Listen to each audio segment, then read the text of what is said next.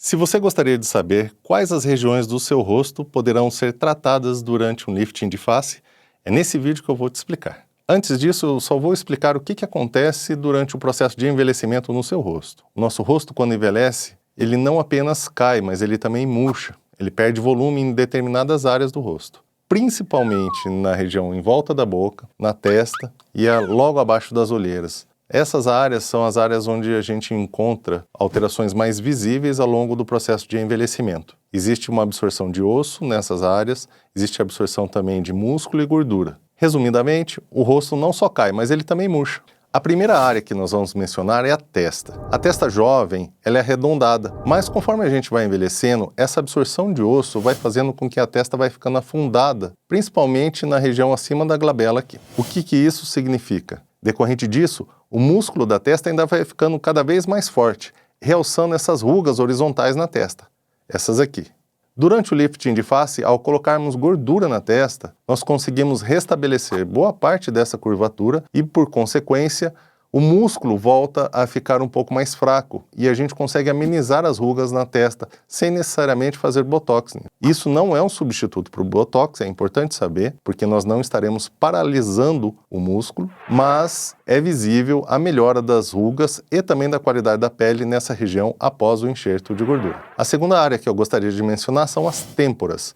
Essa região aqui na lateral dos olhos. As têmporas perdem muito volume no processo de envelhecimento. Existe um emagrecimento do músculo naquela região, por atrofia mesmo. Durante o lifting de face, a gente pode colocar então gordura nas têmporas, melhorando essa perda de volume, diminuindo essa perda de volume, trazendo as têmporas um pouco mais para fora, quando elas estão muito afundadas, e isso traz um aspecto muito mais jovem para essa região. Melhora muito.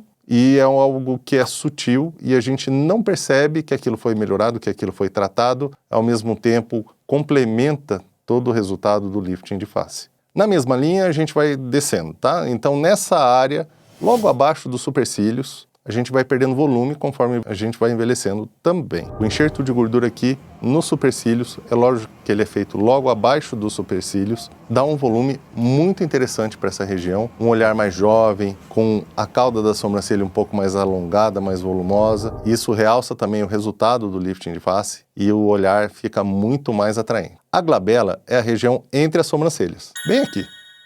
Muito antigamente sabia-se que era perigoso fazer algum tipo de preenchimento naquela região, mas a técnica foi evoluindo e hoje a gente tem total segurança para fazer um preenchimento de glabela com gordura, pois a gente faz uma aplicação com várias passadas, lentamente, cada vez que a gente passa a gente faz pouquinho de gordura e isso vai minimizar qualquer risco de a gordura ir para um lugar indesejável naquela área. A glabela é outra região que perde volume, que marca durante o envelhecimento. Muitas pessoas têm uma ruga vertical ali naquela área e, é claro, estaremos preenchendo a perda de volume de ainda ser necessário um complemento com botox para os corrugadores pararem de fazer essa ruga vertical nessa região da glabela. Algumas pessoas também perdem volume nas pálpebras superiores durante esse processo de envelhecimento. Essa gordura, conforme a gente vai perdendo nas pálpebras superiores, vão tornando os olhos mais encovados. Essa região mais afundado. Muitas vezes durante o lifting de face eu vejo a necessidade da gente preencher as pálpebras superiores com um pouco de gordura, justamente para melhorar aquele aspecto de olhos encovados aqui, e isso, mais uma vez, traduz a jovialidade do resultado da cirurgia, ao mesmo tempo com total naturalidade. Você nem imaginava que tanto lugar do rosto poderia ser complementado com gordura, né, durante essa cirurgia. E as olheiras, doutor? O que a gente pode fazer nas olheiras? Bom, durante a blefaroplastia que é realizada no lifting de face, a cirurgia de plástica de pálpebras que é realizada durante o levantamento do rosto, a gente percebe, na maioria dos pacientes, acima de 40, 45 anos, um afundamento logo abaixo das bolsas de gordura. O que isso significa? Essa área é bem a área da inserção do septo e o tecido gorduroso logo abaixo dela desce durante o envelhecimento. A gente pode colocar microgordura ao longo de toda a extensão da olheira e, se ainda for necessário, a gente pode colocar um pouco de nanogordura, que é aquela gordura mais fininha, como eu já disse em outros vídeos. Eu vou deixar um link aqui em cima desse vídeo sobre o enxerto de gordura, ok? A microgordura e a nanogordura nessa região, então, vão ajudar a amenizar o afundamento das olheiras logo abaixo das bolsas de gordura. Além disso, a nanogordura nessa região, e que a gente pode às vezes estender até aos pés de galinha, ela ajuda a melhorar a qualidade da pele e melhorar também essas rugas fininhas que podem existir nas pálpebras inferiores no decorrer do tempo. A pele das pálpebras inferiores é a pele mais fina que nós temos no organismo. Ela tem 1/4 da espessura da pele de qualquer outra área do corpo. Por causa disso, a pele das pálpebras inferiores perde água mais rápido, perde colágeno mais rápido e envelhece mais rápido do que qualquer outra área do corpo. Colocar gordura nas pálpebras inferiores, nas olheiras, vai ajudar nesse processo de rejuvenescimento. E como a gente fala com uma pessoa olhando nos olhos, isso é muito visível e é um resultado fantástico que a gente consegue dar uma melhora que você vai aproveitar praticamente o tempo todo. Vamos falar agora sobre bigode chinês ou sulcos nasogenianos, que nada mais é do que essa dobra que a gente tem, que vai desde o canto do nariz, da lateral do nariz, até o canto da boca. E veja bem, a gente aqui não está querendo arranjar confusão com ninguém. Esse é um nome técnico para essa área, técnico ou comumente usado. Por favor, chineses, eu não tenho nada a ver com isso. O bigode chinês é um sulco que ele vai desde a asa do nariz até o canto da boca. Esse bigode chinês, conforme a gente vai envelhecendo, ele vai sendo realçado por perda óssea nessa área aqui, e isso acaba se estendendo por todo o bigode chinês. Além disso, os tecidos, conforme a gente vai envelhecendo, vão caindo por cima dele. E o bigode chinês é uma das regiões que mais incomodam a maioria dos pacientes que procura para o lifting de face. Por causa disso, a gente precisa dar uma atenção muito especial para essa área. Eu costumo colocar gordura em toda a base do nariz, em toda essa região aqui, para a gente já trazer o terço médio da face um pouco para frente. Isso já vai refletir, amenizando o bigode chinês. Na sequência, eu coloco microgordura logo abaixo da pele, no bigode chinês. E por último, ainda complemento com a nanogordura, mais superficial ainda. E aí, com isso, a gente consegue o melhor resultado possível para o bigode chinês. Quando essa ruga aqui no bigode chinês ela for muito funda, muito aguda, mesmo a gente fazendo lifting, fazendo preenchimento com gordura, pode ser que essa marquinha ainda fique um pouco evidente no pós-operatório. Em alguns casos, podem precisar de um pequeno complemento com ácido hialurônico para que a gente consiga amenizar esse sinal de uma forma mais rápida. A gordura vai fazer isso ao longo do tempo, mas às vezes a gente precisa de uma vez um preenchimento com ácido para a gente amenizar essa região e depois de 1 ano e meio, quando o ácido já tiver passado o efeito dele, muito provavelmente a gordura já fez o efeito dela o suficiente, talvez você nem precise de um segundo preenchimento ali. Mas é importante saber que rugas do bigode chinês muito marcadas podem precisar de um pequeno complemento. E os sulcos nasojugais? O nome é bem parecido com sulcos nasogenianos, mas é uma coisa que não tem nada a ver com a outra. Sulcos nasojugais, eles são praticamente a continuação das olheiras na bochecha. Eles vêm desde essa região aqui, do finzinho da olheira, e continuam fazendo uma certa divisão na bochecha, onde a parte de cima fica um pouquinho mais alta, a parte de baixo também, e bem ele no meio afundado. Os sulcos nasojugais, eles são importantes porque eles fazem uma divisão que incomoda muita gente. E acima deles pode inclusive ter um pouco de festão malar, que é um edema naquela região, uma gordura um pouco mais pronunciada logo acima dos sulcos nasojugais. Preencher essa região dos sulcos nasojugais com gordura ajuda a amenizar essa divisão na bochecha. A gente faz isso colocando microgordura na profundidade, nanogordura na superfície e com isso a gente consegue amenizar, não necessariamente zerar totalmente essa divisão, essa aparência dos sulcos nasojugais, mas a gente consegue um resultado muito bom ao colocar gordura ali. Pode ser necessário um tratamento específico para os festões malares, mesmo colocando gordura nos sulcos nasojugais, se esse volume acima deles, os festões malares, continuarem evidentes. Vamos falar agora das regiões CK2 e CK3. CK2 é essa região aqui, perto do arco zigomático, onde a gente pode preencher, levantando o terço médio da face, dando volume na bochecha. E o CK3 é essa região logo abaixo das olheiras, que em algumas pessoas pode estar também afundado. Se você tem, então, perda de volume nessa região e ou nessa região, a gente consegue também repor isso durante o enxerto de gordura que é realizado no lifting de face. No envelhecimento também as bochechas vão murchando e isso pode ser corrigido também com gordura. Algumas pessoas têm um afundamento nessa área aqui, ou às vezes um pouquinho mais para trás, e a gente pode colocar gordura ali sem problema. Isso vai ajudar a dar um aspecto mais jovem. É claro que o objetivo nessa região não é deixar a bochecha gordinha.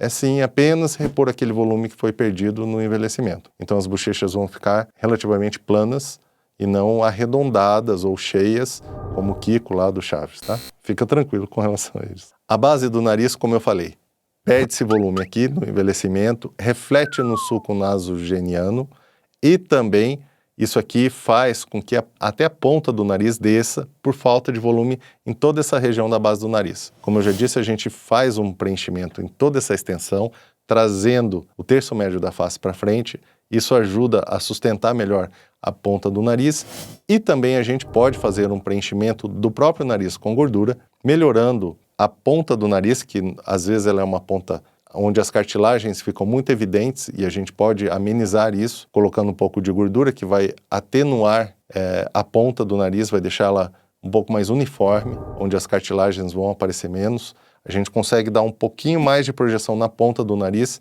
e, ao mesmo tempo, colocar um pouco de gordura no dorso do nariz pode melhorar irregularidades que você possa ter no dorso do nariz, por exemplo, uma área muito funda em relação a outra. E também uma coisa muito importante é você saber que se a gente não coloca gordura no nariz, ele vai envelhecer mais rápido que o restante do rosto por causa do enxerto de gordura que foi colocado no restante do rosto. Então, às vezes, a gente põe um pouco de gordura no nariz apenas para que ele não envelheça mais rápido e também ele passe por esse processo de rejuvenescimento que a gordura promove após o enxerto. Os lábios perdem muito volume durante o processo de envelhecimento e isso se torna muito visível. Então, a gente pode repor o volume dos lábios, que é na pele em volta dos lábios, e também no vermelhão dos lábios, que é nessa região mais escura. E a gente pode também fazer o contorno com gordura.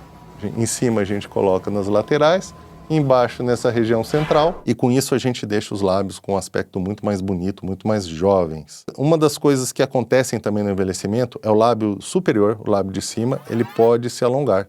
E às vezes a gente tem que inclusive encurtar durante o lifting de face. Algumas pessoas têm isso, mas já aparecem para mim e a gente já prontamente identifica durante a consulta médica. Eu já faço a medição, pois o normal é manter o lábio com uma distância do nariz de 15 a 17 milímetros. Pessoas que têm mais que 20, 21 milímetros, a gente já propõe para fazer um encurtamento do lábio para restabelecer essa jovialidade da região da boca. Ainda nos lábios, a região dos códigos de barra, que vão aparecendo no processo de envelhecimento. Mesmo que você não fume, você pode desenvolver códigos de barra. Isso é decorrente da perda de volume ali, perda de músculo, perda de gordura. E a gente costuma usar, no final do enxerto de gordura, no lifting, a gente costuma colocar nanogordura nos lábios, logo abaixo da pele, para que essa nanogordura aos poucos vai melhorando a qualidade da pele ali e diminuindo essa aparência dos códigos de barra. É importante saber que isso é um processo lento, progressivo e que às vezes a gente tem uma melhora depois de 2, 3 meses de uns 20, 30%, depois de 1, 2 anos 40, 50% e às vezes depois de 5 anos o código de barras praticamente desapareceu. Então não espere que todo o resultado seja logo de imediato a cirurgia.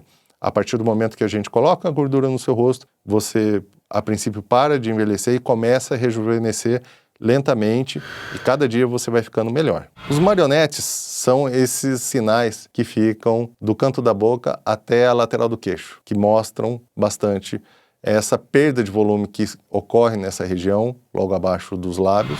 E aí a gente pode repor volume ali também. A gente repõe normalmente com microgordura nessa área.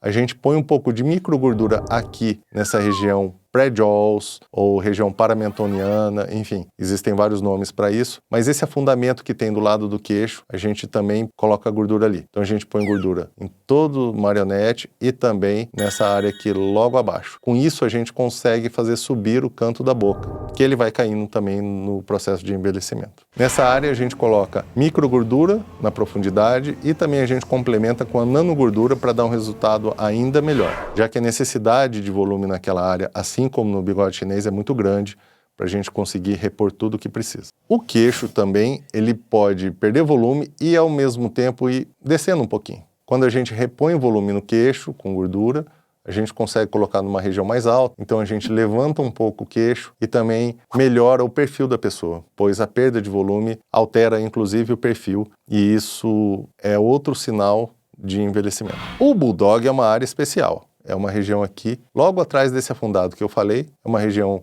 lateral aos marionetes e à região paramentoniana. Então, o Bulldog aqui tem um excesso de volume nessa área. Não é falta de volume, é excesso de volume. E a gente hoje faz uma microlipoaspiração. A gente chama de microlipoaspiração porque é feito com microcânula. A gente consegue, através de 2 furinhos, tirar volume dessa área e isso diminui o peso de volume sobre a mandíbula. Quando a gente levanta os tecidos profundos durante o lifting, sai o volume daqui da mandíbula e a gente consegue devolver esse contorno da mandíbula de uma forma mais definitiva para o paciente. O tratamento dos tecidos caídos na face chama-se tratamento dos SMAS. SMAS é uma camada que recobre a musculatura do rosto. A gente não dá pontos diretamente no músculo, senão, dependendo do movimento que você fizesse, você ia perceber a presença do ponto ali. A gente dá ponto na camada que recobre a musculatura. E com isso a gente consegue levantar tudo que está caído no rosto durante a cirurgia. Para o tratamento do pescoço, de uma forma adequada, a gente faz um cortezinho aqui embaixo do queixo e a gente solta essa pele nessa região toda do pescoço. A gente fecha a musculatura do platisma, que é um músculo plano que tem um espaço aqui no meio. Ele é um músculo que vem de um lado, vem do outro e deixa uma falha, um espaço aqui no meio. A gente fecha essa falha, dando pontinhos ali, e a gente faz um corte nele. Por essa mesma incisão, a gente chega até aqui embaixo e faz um cortezinho no músculo. Não existe corte aqui embaixo, tá? Na pele. A corte na pele é ali em cima. Mas a gente vem até aqui embaixo do músculo e faz um cortezinho no músculo para que isso devolva o contorno do pescoço. Além disso, a gente tem gordura também no pescoço. A gordura ela pode estar embaixo do platisma ou ela pode estar na frente do platisma, logo abaixo da pele. Se houver gordura atrás ou na frente do platisma, a gente pode retirar essa gordura durante a cirurgia. E isso também melhora muito esse aspecto de contorno rejuvenescido do pescoço.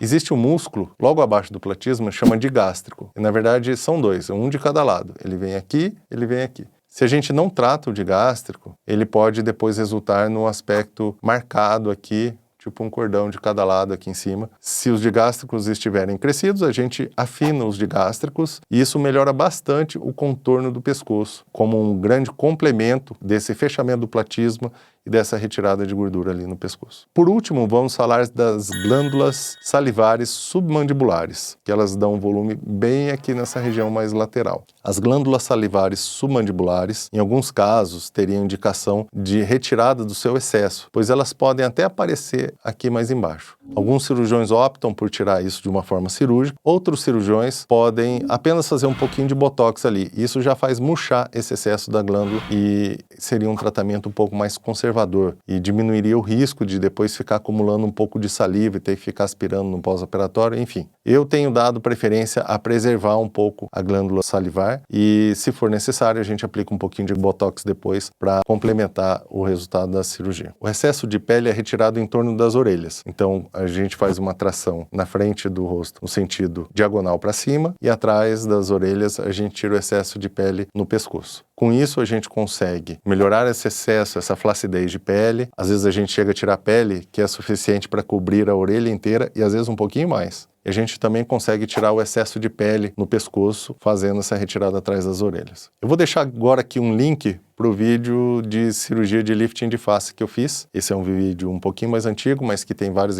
informações importantes e de uma forma também mais sucinta. E vou deixar um segundo link aqui também sobre os cuidados que você deve ter no seu pré-operatório para o seu lifting de face. Então era isso. Se você gostou do conteúdo, dê o seu like, inscreva-se no canal e ative as notificações para receber mais conteúdos como este sobre rinoplastia, blefaroplastia, otoplastia e cirurgia íntima.